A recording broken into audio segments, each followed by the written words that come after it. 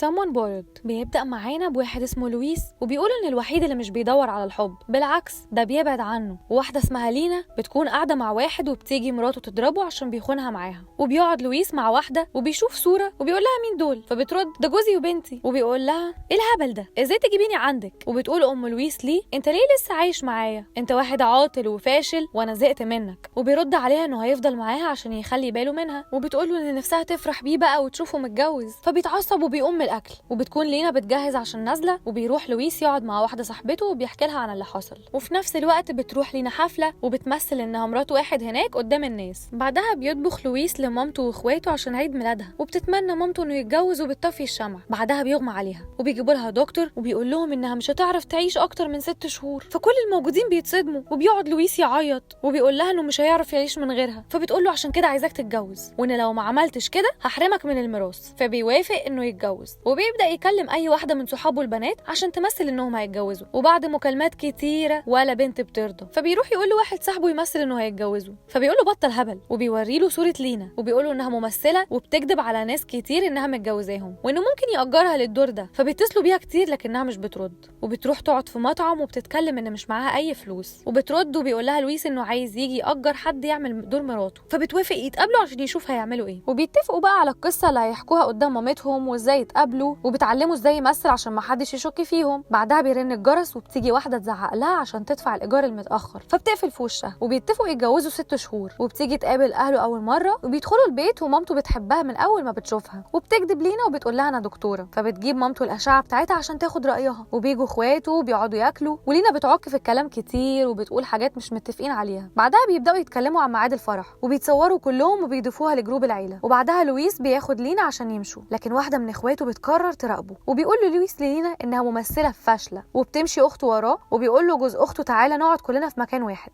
لكن لويس عنده ميعاد مع بنت تانية، فبيتفق مع لينا انها تقعد مع اخته، وكل شويه هيروح يقابل صاحبته في المطعم اللي قدامهم، ولكنه مش بيعرف يتحرك من اخته لانها اساسا شاكه فيه. فبيضطروا يمثلوا انهم يتخانقوا عشان يعرف يروح لصاحبته، ولكن اخته برضه مش بتسيبه. فبتروح لينا للبنت اللي كان المفروض يقابلها، وبتقول لها انها اخت لويس وان هو تعبان جدا. وتاني يوم بيصحى لويس يفطر مع مامته، وبتيجي لينا وبيعرف ان مامته عزمتها وجايبه له مفتاح شقه بتاعتها عشان يعيشوا فيها. وطبعا لينا بتفرح وبتاخد المفتاح، وبتقول له خلينا بقى نعيش فيها مع بعض عشان ما حدش يشك فينا، وبتنقل كل حاجه معاه. وبيقعدوا يتكلموا عن مامته وانه خايف انها تموت، وبيتصوروا عشان يبعتوها لاهله. واخته لما بتعرف انهم اخدوا شقه العيله بتتعصب جدا، وبيقعدوا بالليل يتكلموا عن حياتهم وان لينا بدات الشغل بتاعها ده عشان محتاجه فلوس مش اكتر. وبعدين بيكتشفوا انهم شبه بعض في حاجات كتير قوي. وتاني يوم بيقول لها قومي بقى نضفي عشان مامتي جايه، لكن مش بترد وانها ملهاش دعوه وهي جايه تمثل بس. فبيضطر ينضف هو، وبيعدي كام شهر وهم زي ما هم. وبيقول لويس انه هيقابل صاحبته النهارده، فبتزعل لينا عشان النهارده ميعاد مسرحيتها لكن هو مش هيحضرها. وبيقف في البلكونه وبيشوف ان اخته بتراقبه، فبيدخل البيت بسرعه. وبتكون لينا في المسرحيه وبتعجب كل الناس، وبيكونوا بيشتروا حاجه البيت. وبيقول لها لويس يلا نقسم الفاتوره علينا، ولكن باعلى صوتها بتقول لا، وكل الستات اللي في المكان بيقولوا لازم تدفع انت.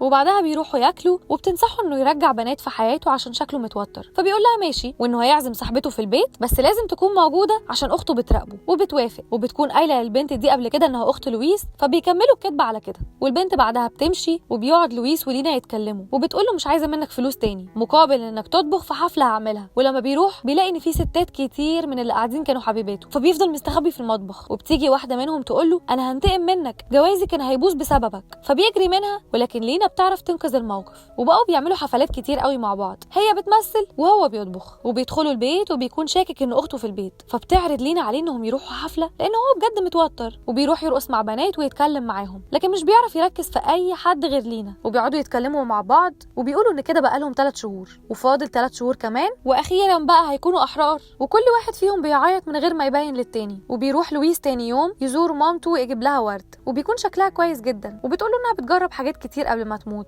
وانها قابلت الدكتور قال لها انها هتعيش لحد السنه الجايه عشان تحضر فرح ابنها. سبحان الله. وبيقرر لويس انه عايز يغير جو، وانه بيفكر اخيرا يحب بجد، وانه بيفكر في صاحبته وانها هتسافر معاه. وطبعا لينا بتغير لكن مش بتبين، وبتروح معاهم السفريه برضو على انها اخته. لكن صاحبته بتستغرب علاقتهم، خصوصا ان قدامها مفروض ان هم اخوات. وبتغير لينا من صاحبته عشان احلى منها، وبتقول له على فكره بقى الشكل مش كل حاجه. وبيشوفوا المكان اللي هيخيموا فيه، وكل ما يقرب لويس من صاحبته لينا بتتعصب ومش بتكون عارفه تنام منهم، فبتعمل صوت حيوانات عشان يخافوا، وبتجري تنام في خيمتها. وبتصحيهم بدري وبتقول له تعالى معايا عايزاك ضروري. وبتتصور معاه عشان تبعت الصور لاهله، وبتتصل بتتصل اخته بيه وبترد صاحبته على اساس انها لينا، ولكن بتقول لها اخته ده شكله بيكذب عليكي زي ما بيكذب علينا، لان بتحكي لها كل حاجه. وفعلا بتروح تشوفهم وهما بيتصوروا، وبيرجعوا يلاقوها اخذت كل حاجتهم من العربيه والموبايل بتوع لويس، وبيقعدوا مع بعض بالليل. وبيحكي لينا انه اكتشف انه مش بيحب صاحبته لانه مش زعلان انها مشيت، وبيسالها انت ما عندكيش صحاب، وبترد ان هو صاحبها الوحيد. وبيتكلموا تاني على انهم شبه بعض، وهنا بيعرف كل واحد فيهم انه معجب بالتاني، ولكن بيحاولوا ينكروا. وبيرجعوا في عربيه نص نقل،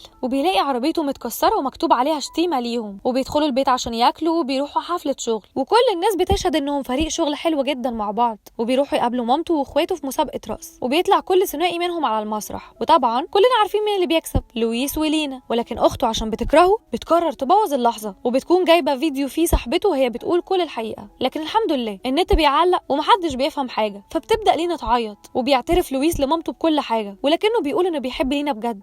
وفي اللحظه دي بنعرف ان ام لويس هي اللي كانت دافعه لها من البدايه عشان تضحك عليه. فبيتصدم وبيقول للينا يعني عشان كده كنت بتعامليني كويس عشان الفلوس؟ وبترد انها بجد بتحبه، لكنه بيسيبها وبيمشي. وبيروح يقعد مع صاحبه شويه، وبيدور على فرص شغل ومش بيلاقي. وبيفتكر لينا وضحكتها، وهي كمان بتفكر فيه. وبيقعد لويس يحكي لصاحبه على انه زعلان من مامته، ولكن صاحبه بيقول ان اللي مامته عملته خلاه احسن وبقى مسؤول وبيدور على شغل كمان. وبيقرر يروح يقابل لينا، وبيلاقي انها سابت البيت وسايباله زرعه. وبتيجي مامته من وراه وبيقعدوا يتكلموا، وبتحكي مامته انها اتحسنت دلوقتي، بس هي فعلا كان متشخص لها انها مش هتعيش لحد دلوقتي. فبيتصالحوا، وبيقعد يتفرج على فيلم مع مامته واخته. وبيشوف لينا في الاخبار وهي بتتكلم ان الدنيا زحمه وما بقتش مستحمله الوضع ده، فبيروح يشوفها فين عشان يصالحها. وبيتصل بيها لكن مش بيعرف يوصل لها، وبيقف في الزحمه وبيركب ورا واحد على موتوسيكل، وبينزل يجري عشان يوصل لمكانها. وبتكون هي واخده شنطها عشان هتروح مدينه تانية، فبتنزل تكمل الطريق مشي. وبيشوفها لويس وبينادي عليها، وبيقعد على ركبته وبيقولها تتجوزيني، فبتوافق. وبنشوفهم في الفرح، وهناك بيعرف ان اسمها الحقيقي ماريا، وان لينا ده الاسم الحركي بس. ومامته بتحب الدكتور بتاعها. وبيخلص الفيلم وكل الموجودين فرحانين، واخيرا بتتحقق امنيه مامته.